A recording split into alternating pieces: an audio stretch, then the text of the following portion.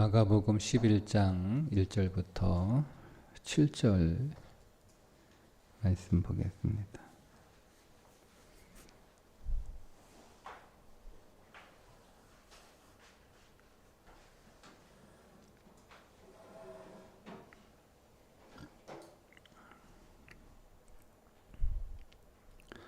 함께 읽습니다. 그들이 예루살렘에 가까이 와서 감난산 벳파게와 베다니에 이르렀을 때에 예수께서 제자 종들을 보내시며 이르시되 너희는 맞은편 마을로 가라. 그리로 들어가면 곧 아직 아무도 타보지 않는 나귀 새끼가 비어 있는 것을 보리니 풀어 끌고 오라. 만일 누가 너희에게 왜 이렇게 하느냐 묻거든 주가 쓰시겠다 하라. 그리하면 즉시 이리로 보내리라 하시니 제자들이 가서 본즉 나귀 새끼가 문 앞에 거리에 메어 있는지라. 그것을 푸니 거기 서 있는 사람들 중 어떤 이들이 이르되 나귀 새끼를 풀어 무엇 하려느냐 하매 제자들이 예수께서 이르신 대로 말한대 이에 허락하는지라. 나귀 새끼를 예수께로 끌고 와서 자기들의 겉옷을 그 위에 얹어 놓음에 예수께서 타시니 많은 사람 7절까지 보겠습니다. 이제 11장부터 15장까지는 예수님의 공생의 마지막 일주일 고난 주간에 일어난 사건들에 대한 기사인데 오늘은 그 시작으로 이제 나귀를 타고 예루살렘에 입성하기 위해서 타실 나귀를 제자들을 보내 가져오라고 하시는 말씀입니다. 근데 우리가 이 말씀을 억지로 이해하면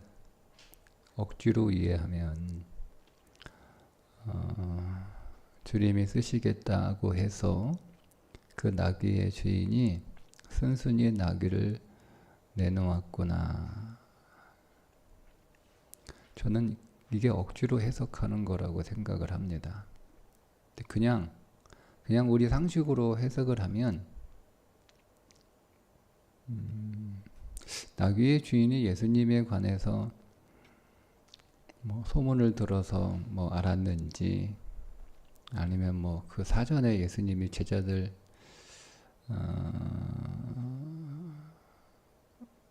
알지 못한 채 미리 나귀를 돈을 주고 준비를 시켜 놓으셨는지 그거는 성경에 나와 있지 않으니 우리가 잘 모르는 상태에서 그냥 나귀 새끼를 그냥 가져간 거잖아요.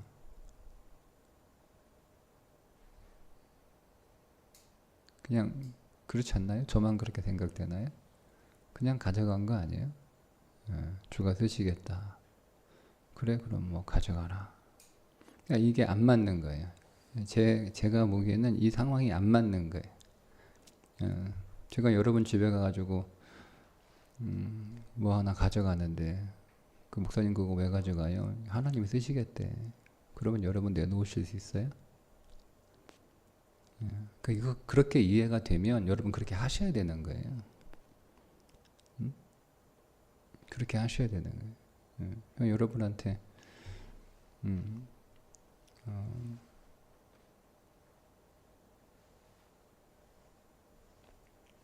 그런 일이 하나 있었거든요. 아주 오래전에 어느 선교단체의 청년들이 이제 우리 교회 들어오더니 자기들이 전도 훈련하고 있는 중인데 거처를 정하지 않고 이제 그 지역에 기도도 어느 지역으로 갈까요? 이렇게 기도해서 응답 받아가지고 지역도 정하고 그 지역에서 어느 동네로 갈까요?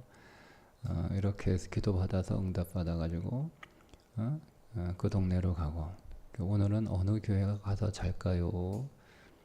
이렇게 기도해서 응답 받아가지고 이제 그 교회 가서 이제 머물고. 근데 우리 교회가 찍혔나 봐요. 그 우리 교회 들어왔더라고요. 자기들 뭐 어느 선교단체 그 대학 청년들인데 전도 여행 중에 우리가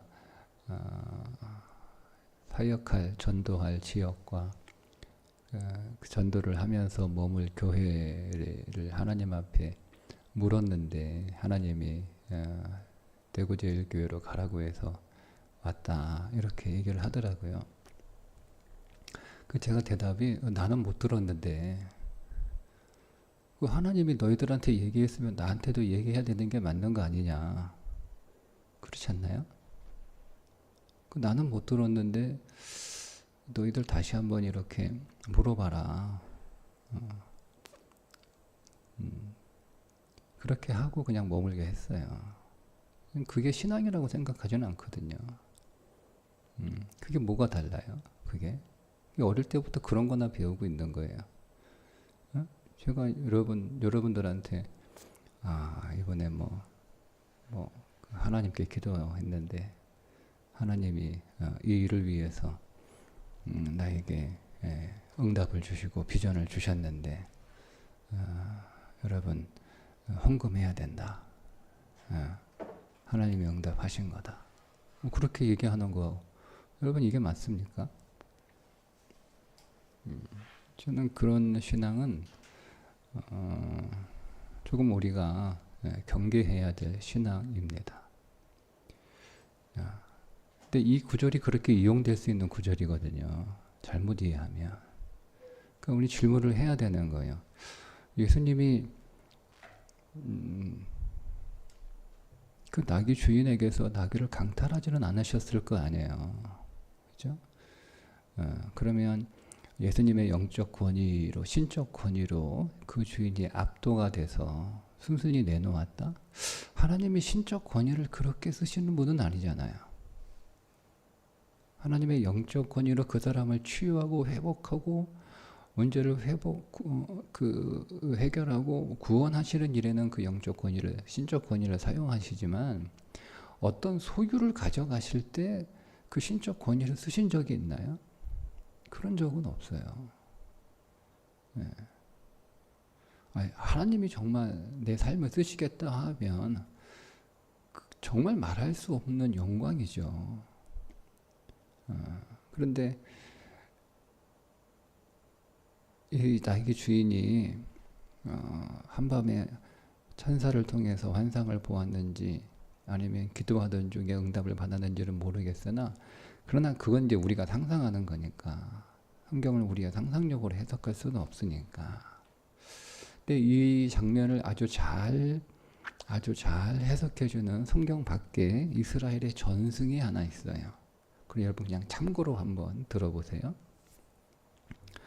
성경 열왕기상에 보면 솔로몬의 즉위하는 장면이 나옵니다. 솔로몬이 어떻게 즉위하도록 다윗이 그 어떤 즉위식을 다윗이 준비하게 하냐면 다윗이 자기가 타는 말이 있어요. 그게 노새예요. 그게 나귀란 말이에요. 자기의 노새를 신하들에게 줘서 이 노새를 가지고 가서 솔로몬을 그 노새에 태우고 기혼샘으로 데려가라는 거예요. 솔로몬하고 나귀를 가지고 가서 기혼샘에서 그 솔로몬을 태우고 그 예루살렘 밖에 있거든요. 그 예루살렘 그 밖에 있는 기혼샘으로 데리고 가서 그 나귀에 솔로몬을 태우고 예루살렘으로 입성하라고 얘기해요. 그게 열왕기상 1장 33절에 나오는 내용이에요. 그래서 지금 그 상황이 지금 막 누가 왕이냐, 그죠? 그 다윗의 아들들 중에 이 왕으로 세우려고 또 다른 아들이 있었잖아요. 그러니까 그런 지금 막 혼란스러운 상황이란 말이에요. 그때 이제 다윗이 내가 인정한 내 후계자는 솔로몬이다. 이걸 백성들에게 다 보여줘야 된단 말이에요. 그러니까 그 어떤 하나의 퍼포먼스로 그렇게 하라고 한 거예요. 그러니까 백성들이 볼 때 솔로몬이 아버지가 타던 나귀를 타고 예루살렘으로 딱 이렇게 입성하는 그 왕으로 입성하는 그 장면을 보면서 솔로몬이 그 아버지 다윗이 왕 다윗이 인정한 후계자구나, 다음 왕이구나라고 하는 걸 인정을 하는 거예요. 그렇게 해서 한 거예요. 또 뜬금없이 왜 그렇게 얘기해? 그 이전엔 그런 일이 없거든요. 그 이전엔 그렇게 왕이 즉위하는 그런 퍼포먼스가 없었어요. 다윗이 그렇게 시작을 한 거예요. 자, 그때부터 성경은 다윗의 왕가가 계속될 거라고 약속을 하셨으니까, 자, 요게 솔로몬이 시작한 그 다윗이 그렇게 그 만들어 놓은 솔로몬의 그 즉위식이 다윗 왕가의 그 이어지는 왕들의 즉위식의 모형이 된 거예요. 그래서 이후에 모든 솔로몬 이후의 남유다 왕들은 왕으로 즉위할 때 똑같이 솔로몬이 했던 것처럼 나귀를 타고 기온섬에서 예루살렘으로 입성하는 그 퍼포먼스를 계속 이렇게 해왔던 거예요. 그러다가 남유다가 망하죠. 그리고 바벨론 포로로 끌려가죠. 자, 그러던 중에 그러니까 그러면 이 다윗이 그 자기가 타던 그 나귀, 솔로몬이 즉위했던 그 나귀의 품종을 계속 관리하는 사람들이 나오는 거예요. 그때부터. 그래서 이 솔로몬이 탔던 그 나귀가 새끼를 낳을 거 아니에요. 그 새끼를 낳으면 그 새끼는 다음 왕이 타고 기온샘에서 예루살렘으로 입성해야 될 그 나귀란 말이에요. 그러면 누가 타면 돼요, 안 돼요? 안 되죠, 그죠? 왕만 타는 거예요. 그러니까 다른 사람은 탈 수 없어요. 탈 수 없어요. 그래서 그 노새가 또 솔로몬 다음 그 르호보암이 탈 거 아니에요? 그리고 그 아들이 또 타고 갈 거 아니에요? 그렇게 품종을 계속 관리하는 사람이 있었다는 말이에요. 그러니까 성경에 헤브라임이자, 그러니까 우리가 여러분 구약 성경을 특별히 읽을 때 이 헤브라이즘이라고 하는 사고를 갖고 성경을 읽어야 돼요. 그러니까 우리 사고 방식으로 성경을 읽으면 안 돼요. 구약 성경은 헤브라이즘이라고 하는 독특한 그 사상으로 성경을 읽어야 되는 거예요. 헤브라이즘은 어떤 거냐면 진짜가 온다는 거예요. 제가 늘 말씀드리지만, 그러니까 하나님께서 하나님의 목적을 위하여 하나님이 보내시는 사람들이 있는 거예요. 그게 헤브라임이에요. 그러니까 하나님의 예수 그리스도가 목적이니까 이게 진짜거든요. 그 이전에는 이 진짜를 위하여 가는 모든 과정들이에요. 그러니까 이 진짜를 위해서 모든 과정 가운데 있는 사람들이 있는 거예요. 그게 그 가운데 하나가 메시아, 다윗의 후손으로 메시아가 올 거라고 성경이 얘기하고 있잖아요. 그래서 다윗의 자손이요 이렇게 부르잖아요. 그게 메시아라고 하는 또 다른 표현이란 말이에요. 다윗의 후손이라고 하는 것은 달라요. 그러니까 이 다윗의 후손을 통하여 메시아가 올 거라고 사람들은 기대하고 그렇게 알고 있었고 그렇게 기다리고 있으니까 결국 다윗의 후손으로 오실 메시아가 탈 그 노새를 준비하는 사람들이에요. 그 이전의 왕들은 그게 다 모형들이란 말이에요. 그러니까 다 왕이잖아요. 이게 진짜 왕이 아니고, 진짜 왕은 예수 그리스도가 만왕의 왕으로 진짜 왕으로 오시는데, 이 사람들은 다 그 예수 그리스도를 보여주는 모형으로 등장을 하는 거. 이게 헤브라이즘이에요. 그러니까 이 노새를 관리하는 이 사람들은 자기가 노새를 관리할 거 아니에요. 이 노새는 왕이 탈 노새야. 아무도 태우면 안 돼. 그리고 나서 이자는 남유다가 존속할 때까지는 이제 그 노새들이 왕을 태우는 일들을 한단 말이에요. 자, 근데 문제는 뭐냐면 남유다가 망했어요. 그럼 더 이상 왕이 나오지 않아요. 근데 이 노새를 키우는 사람들은 육신의 왕을 태우기 위한 노새로 지금 그 품종을 관리하는 게 아니고 진짜 왕, 참 왕으로 오실 메시아를 탈 왕으로 그 오실 왕이 탈 나귀를 위해서 준비하는 사람들이기 때문에 남유다가 망했지만 그 일이 계속 이어졌다는 거예요. 그래서 기다리는 거죠. 기다리는 거죠. 자, 그러면 노새가 이제 남유다가 망했지만 그 노새를 관리하는 사람들이 있어요. 그리고 그 노새를 관리를 해요. 왕이 될 거니까 아무도 못 타요. 그러면 그 노새가 죽겠죠. 그죠? 근데 그 새끼를 낳을 거 아니에요. 그러면 또 그걸 관리를 해요. 그러면 이 노새도 아무도 태우지 못한 때 또 끝나는 거예요. 근데 그 새끼가 또 이제 또 그렇게 준비되는 거예요. 또 그 새끼가 또 그렇게 준비되는 거예요. 자, 그렇게 준비되고 있는 나귀라는 거죠. 이 나귀가. 그러니까 이 나귀의 주인은 어떤 사람이에요? 조상 때부터 왕이 탈 나귀를 그 품종을 관리하는 후손들이라는 거예요. 그리고 이 나귀는 솔로몬이 탔던 그 나귀의 후손인 거예요. 계속 그 품종이 이렇게 관리되고 준비되어 왔으니까. 그러니까 이 사람들은요, 알고 있는 거예요. 이 나귀가 누가 탈 건지, 메시아가 탈 건지 알고 있는 거예요. 그리고 예수 그리스도가 메시아다라고 하는 소문은 이미 예루살렘까지 소문이 다 난 거란 말이에요. 그래서 사람들이 막 몰려들잖아요. 그러니까 이 사람도 알고 있는 거예요. 근데 주가 쓰시겠다라고 하는 그 얘기가 어떤 의미인지를 이 사람은 아는 거예요. 이 사람은 아는 거예요. 여러분, 이 얘기가 그냥 이스라엘의 전생의 전승이라고 이렇게 할 게 아니라 그와 비슷한 내용이 다니엘서 나오는데, 다니엘을 박사장이라고 부르잖아요. 박사장. 박사들의 우두머리란 말이에요. 그러니까 우리 성경은 박수장이라고 번역을 했는데 박사장이라는 그 뜻이거든요.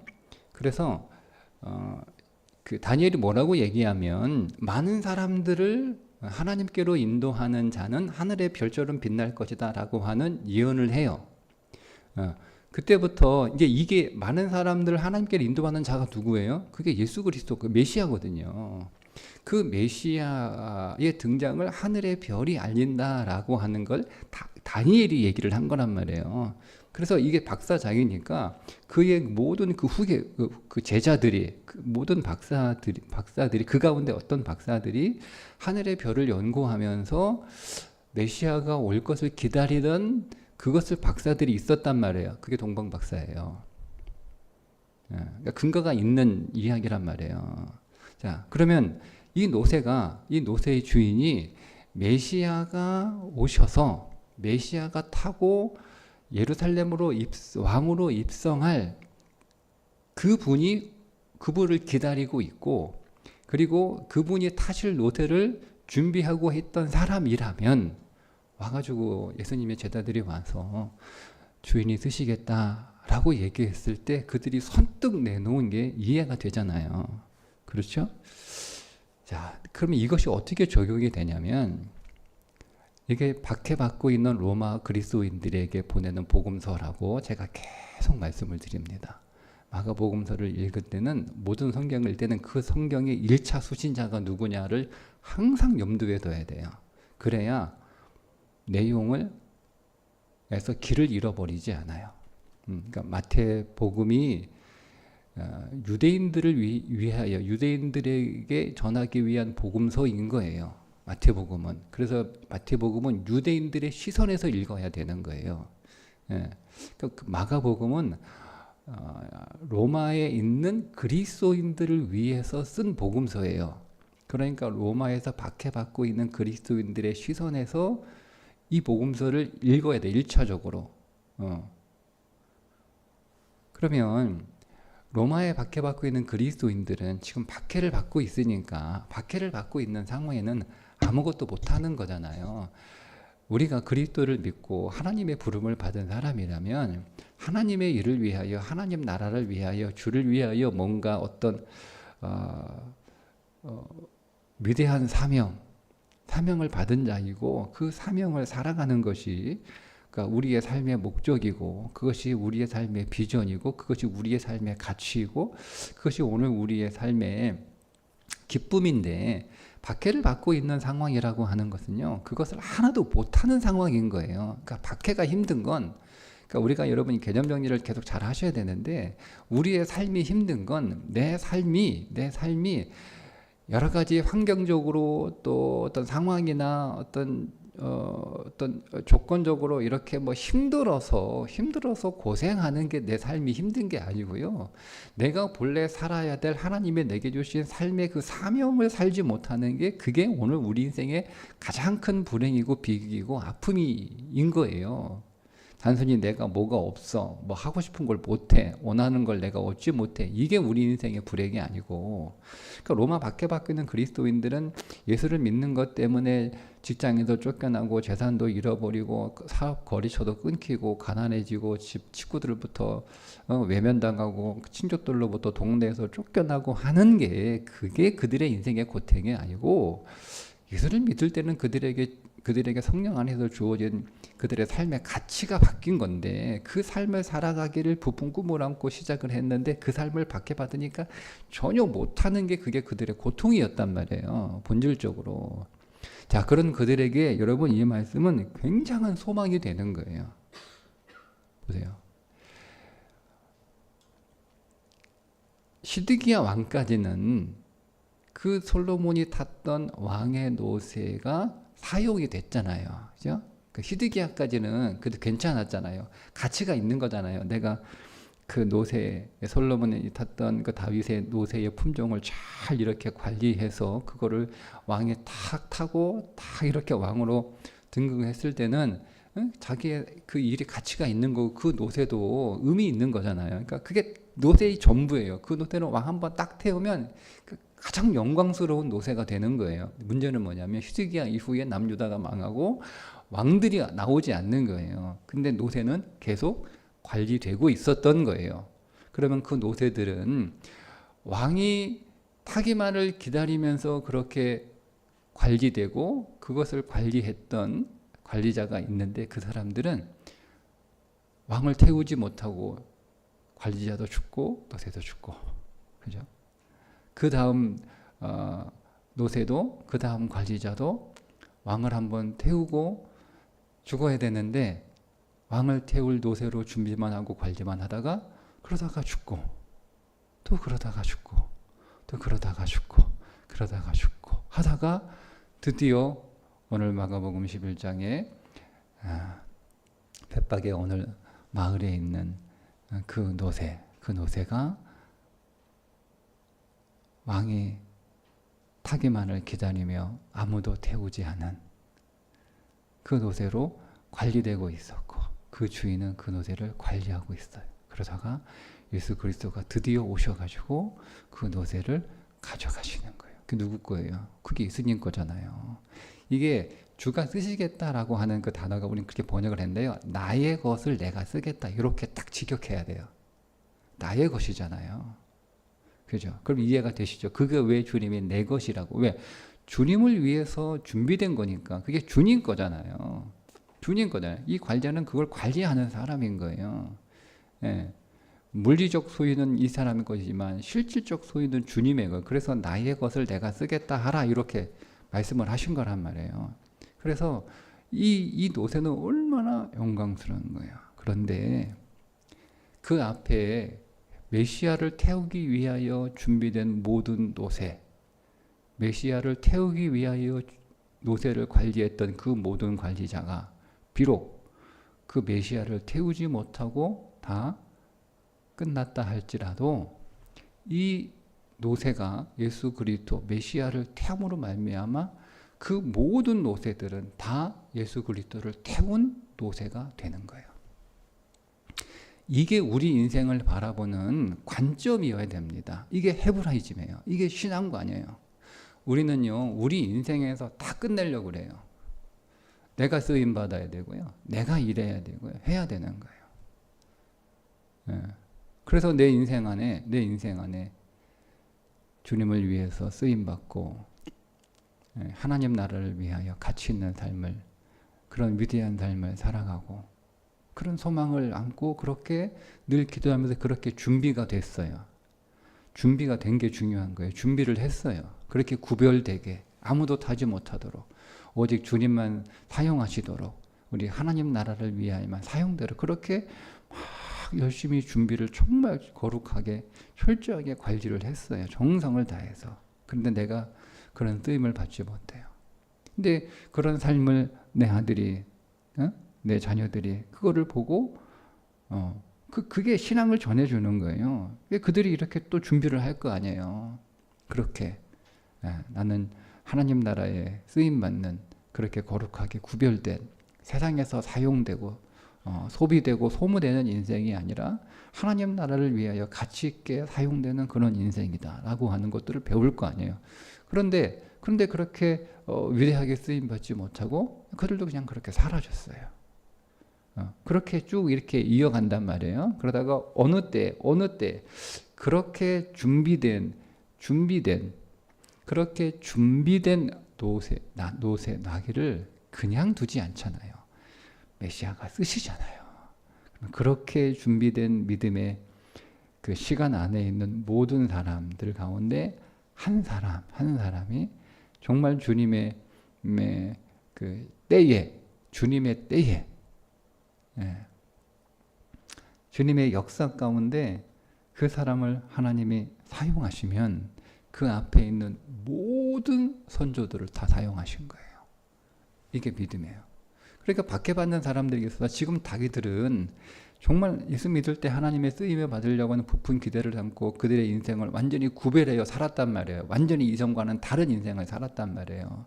그들의 모든 삶의 가치관이 바뀌었어요. 그 삶의 가치관을 바뀐 이유가 뭐냐면 이 땅에서 잘 되고 복 받으려고 그렇게 한 게 아니고 이제는 내가 하나님이 창조한 창조의 목적대로 그 새 창조된 거잖아요. 중생은 다시 태어난 건 다시 창조된 거예요. 하나님의 새 창조된 오늘 우리는 하나님의 창조하신 그 창조의 목적대로 내가 내 인생을 디자인한 게 아니라 하나님이 설계하시고 하나님이 디자인한 그 인생의 목적대로 살아갈 부푼 기대와 부푼 꿈 그런 소망을 가지고 있었는데 느닷없이 박해를 이렇게 당하고 보니 그 꿈을 펼치지 못하는 거예요. 그럼에도 불구하고 그럼 우리는 그냥 이렇게 끝나는 건가? 그렇게 끝나죠. 250년 동안 그렇게 끝나요. 250년 박해를 받았으니까 250년 동안 대부분의 그리스도인들이 다 그렇게 끝나는 거예요. 하나님 앞에 특별하게 이렇게 막 쓰임 받고 그런 거 없이 그냥 계속 피해 다니고 숨어 다니고 도망 다니고 움츠러들고 아니 그 땅 파놓고 지하에 가가지고 여러분 자기 공동체 이루어가지고 살아가는 사람들이 다 묻혀 있는 거잖아요. 그냥 그게 의미가 있다고 봐요. 묻혀 있는 거잖아요. 예. 그렇게 해서 이제 그의 아들들 또 그의 아들들 이렇게 250년을 살아가는 거잖아요. 그리고 결국 땅에서 나오는 때가 나오잖아요. 그게 기독교가 공인되는 사건이잖아요. 예? 예. 그래서 거기에서 이제 위대하게 쓰임받는 믿음의 사람들이 쭉 나오잖아요. 기독교 역사에 굉장한 사람들이 나온단 말이에요. 그러면 그 사람들만 쓰임받은 거냐? 그 이전의 믿음으로 하나님의 때를 기다리며 준비된 그 모든 선조들이 다 하나님 앞에 놀랍고 영광스럽게 위대한 삶을 산 거라는 거예요. 그럼 여러분 이 복음서를 받고 있는 이 노새 이 장면을 보고 있는 말씀을 읽고 있는 로마에 박해받게 된 그리스도인들에게는 우리는 지금 박해받아서 하나님의 그 위대한 일에 비록 준비만 되고 쓰임받지 못하고 끝날다 할지라도 언젠가 우리가 이 믿음으로 하나님 나라를 위하여 계속 준비되고 또 우리의 후손들을 그렇게 준비시키면 언젠가 하나님의 때에 하나님의 방법으로 하나님이 오늘 우리를 위대한 인생으로 사용하시면 그게 우리의 삶이 우리는 끝난 게 아니고 허무한 게 아니고 위대하게 쓰임받은 거예요. 이게 나귀의 이야기예요. 이 근거는 말씀드린 건 이스라엘의 전승이에요. 성경에 나와 있잖아요. 저는 근데 이게 그래도 가장 논리적이라고 생각을 해요. 이게 가장 논리적인 거예요. 그럼 풀리는 거예요. 왜 주가 쓰시겠다. 나의 것을 내가 쓰겠다라 라고 주님이 말하게 하셨는지, 그게 왜 주님의 거, 그게 어떻게 주님의 거야 이렇게 질문이 가능하지만, 이제는 이게 정말 주님의 것이었구나 라고 이해가 되는 거예요. 이 나귀를 관리하는 이 주인 역시 오실 메시아를 위하여 그렇게 초상 때부터 관리를 계속 해왔던 집안이고, 그리고 이 노새는 계속 솔로몬이 땄던 그 노새의 품종이 계속 이어지는 그 노새였으니, 그러니까 아무도 탈 수 없는 거예요. 그래서 아무도 못 태우는 거예요. 왜? 메시아만 탈 수 있는 거예요. 진짜 왕만 탈 수 있는 거예요. 근데 그 사람이지. 이제는 이 나귀의 주인, 자기는 관리자예요. 이 나귀의 주인이 오셨으니 그분에게 기꺼이 내어 드릴 수 있었던 것이죠. 여러분, 우리의 삶도 마찬가지예요. 우리는 하나님 나라를 위하여 위대하게 사용될 인생으로 다시 창조된 거예요. 그래서 오늘 우리는 그 나라를 위하여 준비되는 거죠. 주님의 때에 주님이 쓰실 거예요. 우리의 인생 안에서 쓰임 받을 수도 있고, 우리는 그렇게 준비만 하다가 끝날 수도 있어요. 그러나 오늘 우리의 자손들에게, 우리의 후손들에게 우리가 사는 목적이 무엇인지, 나는 왜 존재하는지, 나는 하나님 나라를 위하여 위대하게 사용될 목적으로 다시 창조된 거듭난 인생이기에, 이제는 나의 모든 삶의 목적은 그의 나라와 그를 위하여 존재하는 것이다. 나는 그렇게 살아가고, 그래서 그렇게 세상과 구별되고, 나는 그렇게 세상에 나를 사용하지 않도록 철저하게 나를 관리하고, 오직 주님이 사용하시도록 그렇게 내 인생을 살아간다. 너도 그렇게 살아야 된다. 그러면 여러분, 오늘 우리의 그러니까 이 영원이라고 하는 개념은, 그게 그래도 영원이라는 개념이 중요한 거예요. 그래서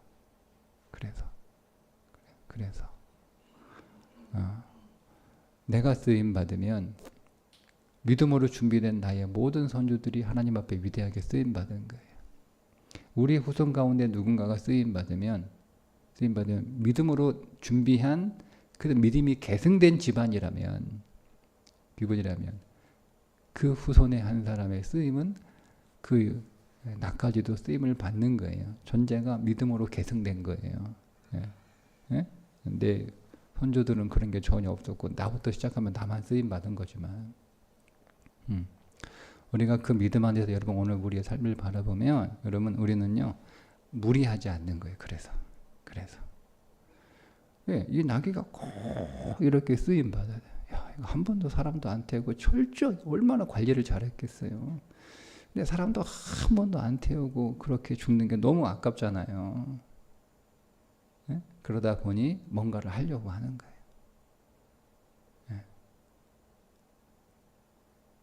우리가 그러려고 하는 거예요.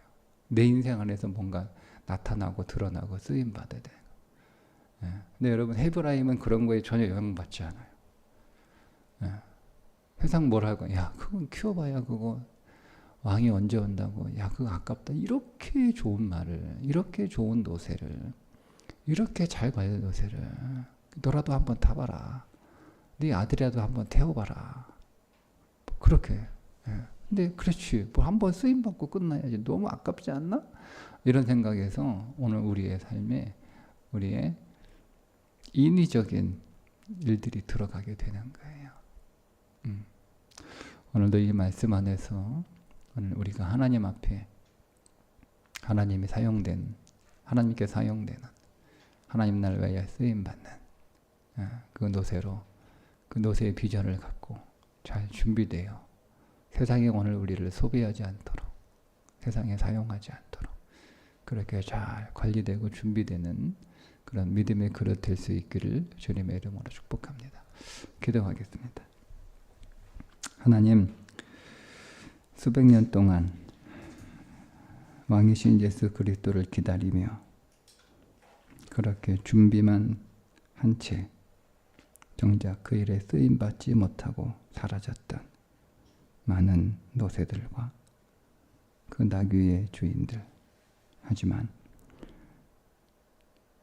만왕의 왕으로 이 땅에 오신 예수 그리스도가 그 준비된 노새를 타고 예루살렘에 위대한 진정한 왕으로 입성하셨을 때 그 모든 것들이 다 그리스도 예수에 의하여 쓰임받고 사용되었던 것처럼 오늘 우리의 삶도 이 비전 안에서 오늘이 준비되고 오늘이 관리되고 오직 하나님만 쓰시도록 그렇게 열망하며 소망하는 삶을 살게 하여 주옵소서. 예수님의 이름으로 기도합니다. 아멘.